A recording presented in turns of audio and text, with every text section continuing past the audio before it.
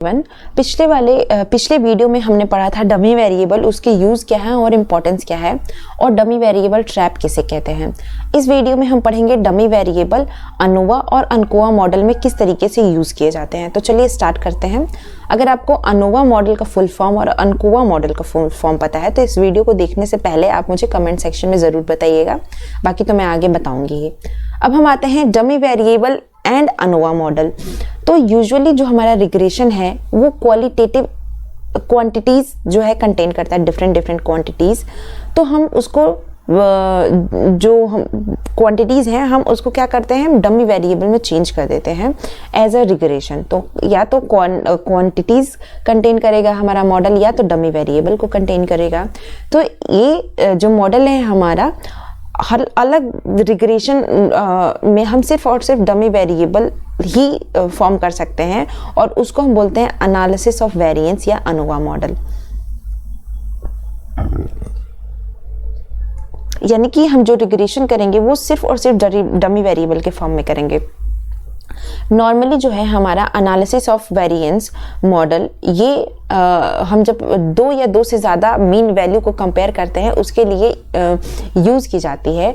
और regression analysis में हम अनोवा मॉडल का यूज़ करते हैं कंपेयर करने के लिए दो और दो से ज़्यादा वैल्यूज़ को, तो अनोवा मॉडल का हम यूज़ करते हैं। यानी कि ये याद रखिएगा, अनोवा मॉडल का यूज़ जब हम कंपेयर करते हैं दो और दो से ज़्यादा मीन वैल्यू को तब हम करते हैं।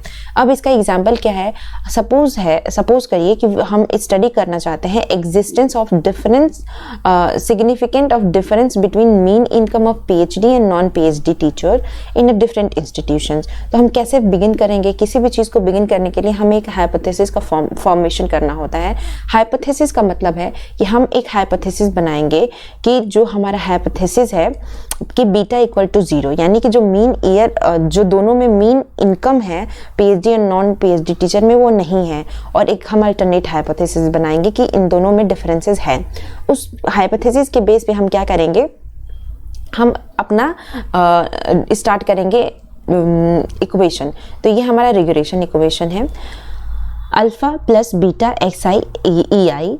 ये हमारा y क्या है, सैलरी है ith टर्म की, x हमारा क्या है, इंस्टीट्यूट ऑफ पीएचडी टीचर। इसमें हमने इनको 1 असाइन किया और 0 हमने दूसरे को असाइन किया, और ये हमारा डिस्टर्बेंस टर्म है। इसके बाद हम with the help of software या कोई भी मॉडल का आप यूज़ करना चाहते हैं तो आप उसको सॉफ्टवेयर में डाल के हम उसके रिजल्ट निकालेंगे, और इस रिजल्ट में हम क्या चेक करेंगे, हमारा सैम्पलिंग एरर, टी टेस्ट और पी वैल्यू।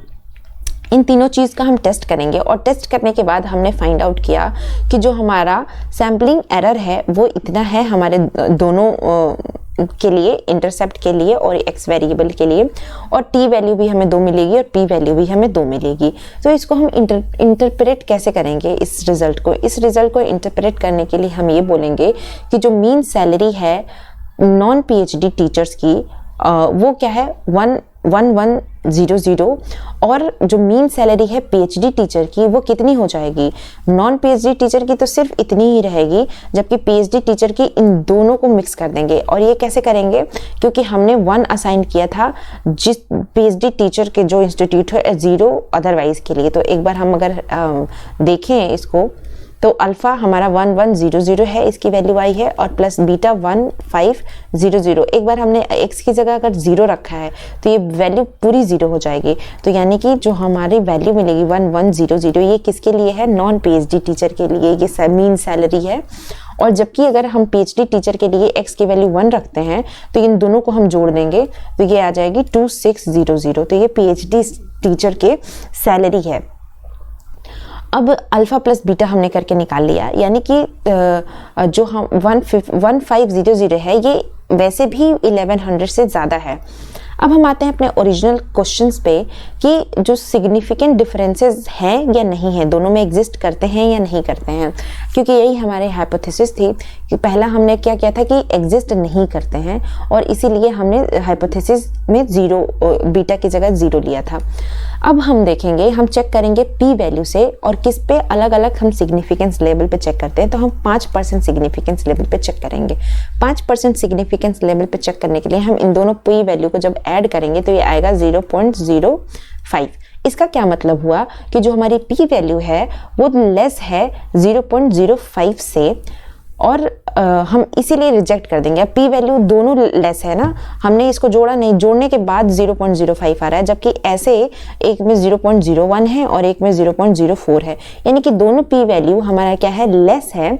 इसीलिए जो हमारी हाइपोथेसिस है कि दोनों में कोई डिफरेंसेस नहीं होगा, वो हमारी रिजेक्ट हो जाएगी, क्योंकि p वैल्यू से लेस नहीं आना चाहिए, p वैल्यू से ज़्यादा आनी चाहिए थी।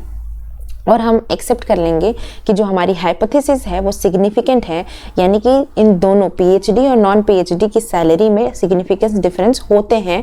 और ये डिफरेंस हमने यहाँ पे ही देखा कि किस तरीके से होते हैं। नॉन पीएचडी की सैलरी सिर्फ 1100 है और जिसके पीएचडी है उस टीचर की सैलरी 2600 रुपये है। तो इस तरीके से हम इंटरप्रेट करते हैं with the help of dummy variable in ANOVA model. अब हम आते हैं डमी वेरिएबल एंड अनकोवा मॉडल में। तो डमी वेरिएबल एंड अनकोवा मॉडल, अनकोवा का फुल फॉर्म होता है एनालिसिस ऑफ कोवेरिएंस। तो एनालिसिस ऑफ कोवेरिएंस में हम इस मॉडल में मिक्स करेंगे क्वालिटेटिव एंड क्वांटिटेटिव दोनों वेरिएबल्स को, और उसके बाद हम सॉल्व करेंगे। तो चलिए इसमें देखते हैं, अलग अलग हमने डमी वेरिएबल को लिया। ये x क्या है, ये एवरेज फैमिली साइज है, और ये हमारा y है average consumption and expenditure for ith state. अब हमने डमी वेरिएबल 1 लिया, इसमें हमने क्या किया, वेस्टर्न इंडिया के रेसिडेंट्स रिसाइडिंग स्टेट का देखेंगे और बाकी के 0। डमी वेरिएबल 2 में हम नॉर्थ ईस्ट सेंट्रल इंडिया का हमने यूज़ किया है। ये कोवेरिएंस देखता है ना, यानी कि दो वेरिएबल के बीच के वेरिएंस को ये फाइंड आउट करता है, क्वालिटेटिव एंड क्वांटिटेटिव दोनों, जबकि अनोवा एनालिसिस ऑफ वेरिएंस में ऐसा नहीं है। अब हम अलग अलग डेटा लेंगे कंज्यूमर के इस टाइम पीरियड में और ऑब्टेन करेंगे फॉलोइंग रिजल्ट्स को। इसमें p वैल्यू नहीं r स्क्वायर फाइंड आउट करते हैं। हमें t वेरिएबल्स, हमारे t की भी अलग अलग वैल्यू आ जाएगी, हमारी ये सैम्पल एरर के भी अलग अलग वैल्यूज़ आ जाएंगी, और बाकी जो हमारी ये अल्फ़ा है, बीटा है, गामा है, ये है, तो इसके अलग अलग हमें वैल्यूज़ मिल गई। अब हम इंटरप्रेट क्या करेंगे, एवरेज जो हाउस होल्ड साइज जैसे जैसे बढ़ेंगे पर्सन का, पर कैपिटा कंजम्पशन या एक्सपेंडिचर फॉल होगा, यानी कि जैसे जैसे एवरेज हाउस होल्ड की साइज बढ़ती जाती है, पर कैपिटा जो हमारा है वो फॉल करेगा। ये देखिए, जब हमारे अल्फा थी तो ये ज़्यादा थी, जैसे जैसे साइज बढ़ी ये फॉल कर गया, और साइज बढ़ी और फॉल कर गया, और साइज बढ़ी और फॉल कर गया। तो इस तरीके से हमारा डिपेंड करता है कि किस तरीके की साइज है, और हमारा वेरिएशन करता रहता है। और जो क्वांटिटेटिव वेरिएबल है x, ये हमारा है अनकोवा मॉडल, और इसको हमने कोवेरिएट या कोवेरिएट कंट्रोल वेरिएबल भी बोलते हैं। अब आता है dummy variable use of seasonal adjustment of a time data. मैंने आपको पिछले वीडियो में बताया था कि सीजनल एडजस्टमेंट ये बहुत ज़्यादा पूछे जाने वाली चीज़ें हैं टाइम डमी वेरिएबल के यूज़ में, क्योंकि सबसे ज़्यादा यूज़ हम सीजनल एडजस्टमेंट में ही करते हैं। तो अगर हम देखें कि in case of time series data there is a seasonal fluctuation, for example कि अगर सेल ऑफ कोल्ड ड्रिंक देखें, एसी या रेफ्रिजरेटर देखें, तो ये हाई हो जाती है समर के टाइम में, जबकि फेस्टिव सीजन में का जो सेल है वो अलग अलग मंथ में, अलग अलग ईयर में सीजन के हिसाब से अलग अलग होते हैं। जैसे अगर मान लीजिए आप सेलिब्रेट करना चाहते हैं गरबा के टाइम, तो उस टाइम का जो डिमांड है वो अलग लेवल पे होगा। उस टाइम कोई स्वेटर जैकेट या कुछ ऐसे फैशनेबल चीज़ें नहीं खरीदेगा। लेकिन अगर आप इस फेस्टिवल सीजन में देखें, 25 दिसंबर को आप सेलिब्रेट कर रहे हो, तो उस टाइम लोग बहुत सारी चीज़ें सीजनल डिमांड के ऊपर बेस्ड होती हैं, उनके डिमांड्स। तो उसमें हम क्या करते हैं, यूज़ करते हैं सीजनल एडजस्टमेंट टाइम सीरीज में डमी वेरिएबल का। अब इस सीजनल एडजस्टमेंट में डमी वेरिएबल का यूज़ करके हम दो तरीके से डमी वेरिएबल ट्रैप को अवॉइड करते हैं। इसको मैंने पिछले भी वीडियो में आपको बताया था। तो हम यहाँ पे रूल यूज़ करेंगे। पहला रूल है M-1। M-1 में हर एक क्वार्टर में हम अलग अलग कैटेगरी मॉडल में बांट देंगे और इसको अलग अलग में करेंगे कि ये फर्स्ट क्वार्टर का है, ये सेकंड क्वार्टर का है और ये थर्ड क्वार्टर का है। और इस तरीके से हम M-1 रूल यूज़ करके सॉल्व करेंगे। दूसरा जो तरीका है वो है ड्रॉपिंग द इंटरसेप्ट। और ये मैंने पिछले भी वीडियो में बताया था कि इंटरसेप्ट को ड्रॉप करके भी हम यूज़ कर सकते हैं डमी वेरिएबल को। तो ये दोनों तरीके मैंने आपको बताया था। अब dummy variable and piecewise linear regression, linear regression में डमी वेरिएबल को हम कैसे यूज़ करेंगे ये मैं आपको यहाँ पे दिखा देती हूँ। तो पीस वाइज जो केस है हम इसका यूज़ करेंगे अंडरस्टैंड करने के लिए रिम्यूनरेशन बेस्ड सेल बेसिस को, और अलग अलग सेल बेसिस को हम देखेंगे। इसमें एक्स स्टार ये हमारे सेल कमीशन अलग अलग राइज करेगी, हायर रेट पे अलग अलग हाई होगा।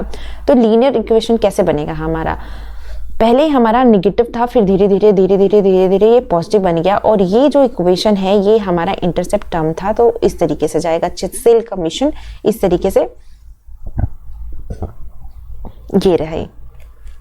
तो इस तरीके से यानी कि अगर हमारे दो से ज़्यादा पीसेस हैं सेगमेंट के, तो हम 1 2 3 ऐसे लेबल कर सकते हैं और डिफरेंट स्लोप पे हम शो कर सकते हैं। और हाइपोथेटिकल हम किस तरीके से दिखाएंगे कि जो y है ये सेल कमीशन है, xi जो है वो सेल मेड सेल्स हैं, और xi माइनस x स्टार ये मिनिमम थ्रेशोल्ड है हमारे सेल का।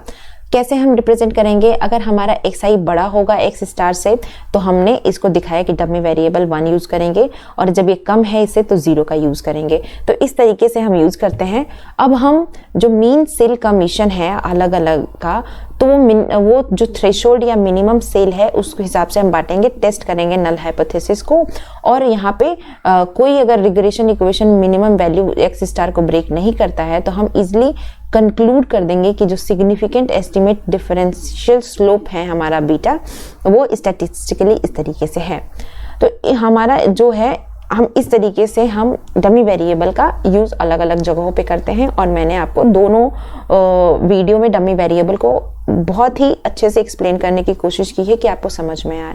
अगर वीडियो आपको समझ में आई होगी तो लाइक ज़रूर करिएगा और अपने फ्रेंड के साथ शेयर करना मत भूलिएगा। Thank you so much and stay